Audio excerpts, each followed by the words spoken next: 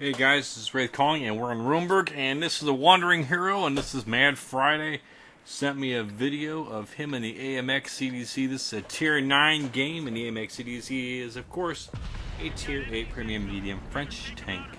The CDC's got a good gun, good mobility, and no armor. It is a big tank for a medium tank. And he's gonna bounce off stuff. He didn't get off a good start. You'd think the wrecked plane would be no problem for a tank, but apparently it's going to be an issue. So, this is my first time watching the video, so we're going to do kind of live commentary as we go through it, as I like to do with the Wandering Heroes series. And he's going to break left. Looks like he's going to head up to the 890 line. Maybe do a little spotting. Which is kind of key if you're not top tier, as you don't want to be first to get seen or shot at. But he's going to give us some spotting. This thing is fairly stealthy. It's a medium tank. It's got camo on it. And he picks up a Tiger 2 and immediately angles away from it, letting his teammates shoot. Whenever he's taking a shot, of course, you look at the reticle, he doesn't have a clean shot at it anyway. He did get spotted. There is already in the game, so he doesn't want to be too exposed. He's probably going to play it cautious. And again, he's just looking for spots, looking to get flanking side shots. There's shots on the Centurion 1. He puts a hit into the side of the tank and backs off into cover, because obviously he is going to be spotted. There's a Yag Tiger down there, but I think it's further back down in the center ring. Not really an issue. He's got the very top of the Centurion 1's turret, and he managed to get a penetrating shot. Usually the Centurion 1's turret is a very good turret and difficult to pin, but he's given the side of the turret again. Misses that time. No more cheeky shots for you, Mr. Friday. Yeah, I'm not quite sure what equipment Mad likes to run, but it's probably going to be vents and rammer and probably vertical stabilizers if he can squeeze them on there. He does run the premium food consumable. He likes to get that little bonus crew skills that he can get. Gets another shot and just barely can see the Centurion 1. He's backing off. Looks like he's got some support behind him, but they're kind of slow to catch up and make adjustments. So he could be waiting for them to show up, give him some more support. He is kind of by himself up here at this point, so doesn't want to push too far ahead or get too exposed. There's a low down there, snaps one off. Those already behind the pile of rubble there. The team is falling in the city. They're kind of slowly being outflanked. The scores are tied, but if you look at the position on the map, the red team is a bit more aggressive and is taking advantage of kind of looks like not a very strong position by the green team. They're kind of getting boxed in down there at the bottom end. But the guys on this side are pushing. They aren't letting that detract them. If you're getting weak on one side, you got to push hard on the other side. So that's what they're doing. They're coming up here and giving some support. I'm not quite sure all who's with them. It's an M4 there. I think it's a Tier 7 French heavy tank.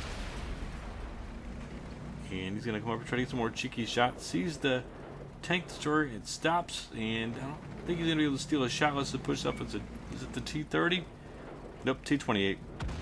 And puts a shot, only a tracking shot though. It's kind of disappointing. You would really like to shoot that weak rear armor on this thing. It's kind of hard to tell which way he's facing. This man asks for fire, asks for a little fire support, backs off.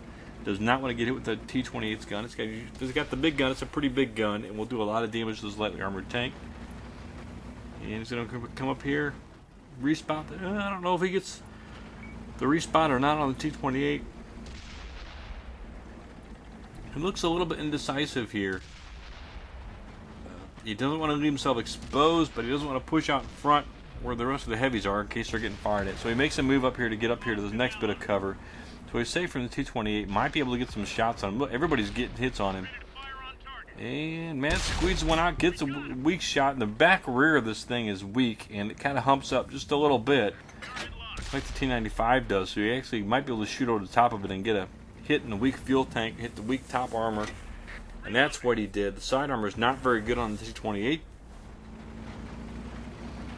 and they've taken out, and the team is now losing 5 to, well, actually even up 5-5, so they're really not losing, but they're not in very good position still. They're kind of scattered. It looks like all of their survived. They've lost most of the town. There's a couple heavies still holding out, some tank destroyers, but it doesn't look like they're faring well. Mad's moving up just to kind of support the guys that are pushing on the enemy cap. And that's about all you can expect to do. He doesn't want to be up there front. Like I said, he does not have the armor. This is the flanking medium tank. The gun's good enough. He can sit back and snipe and be successful. And he's done pretty well so far. Not taking any damage, getting 4 hits in and get some spotting assistance.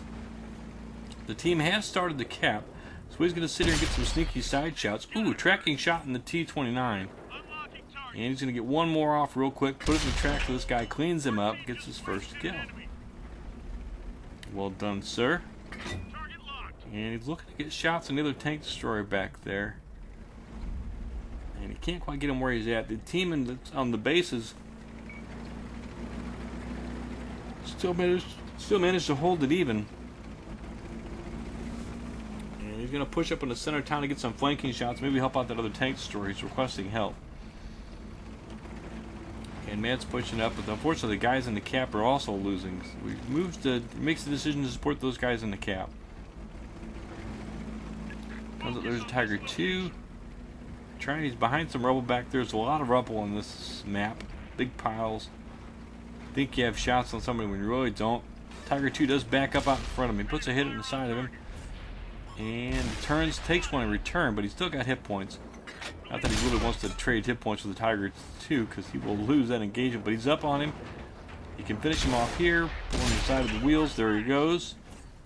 Gets a kill. But all the guys in the base are gone. And they are now down 11-10. So the short one tank on the team list. Matt's still got 2/3 of that, 3/4 of his health left. The Type 61 back there looks low health. There is another T95, sorry, not another one. There's only one of them. But he's got him in a good spot here. He's going to try to keep him tracked and put the gun through the side. And he managed to repair it. Matt can't get enough reload on him. Puts it aside. He should have this guy taken care of. If no one comes back to help this guy, he's got him beat. And Matt should finish him up here. So get his gun figured out. Bounce off the side. And those two big fuel tanks are nice big weak spots for Artie to hit. And Matt tracks him again. Doesn't do enough to kill him, though. He's got to hurry up and get rid of this guy, because now they're outnumbered a lot. Gets the killing blow. And he's going to push on back toward the enemy base. Artie is back in that corner. And there is Waffle 4. Waffle 4 puts a big hit into him.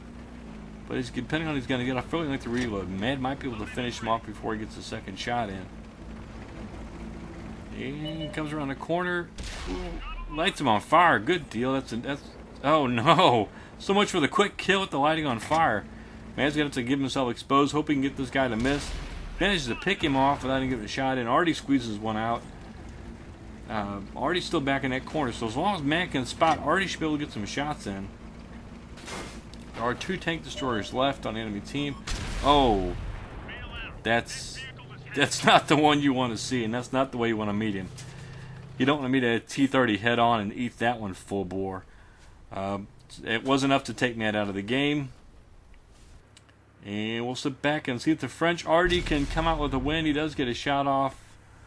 I don't think he's going to do anything else this game. And we'll let it play out here for just a moment. Maybe Artie can pull it out. Maybe Artie can save this and get the win.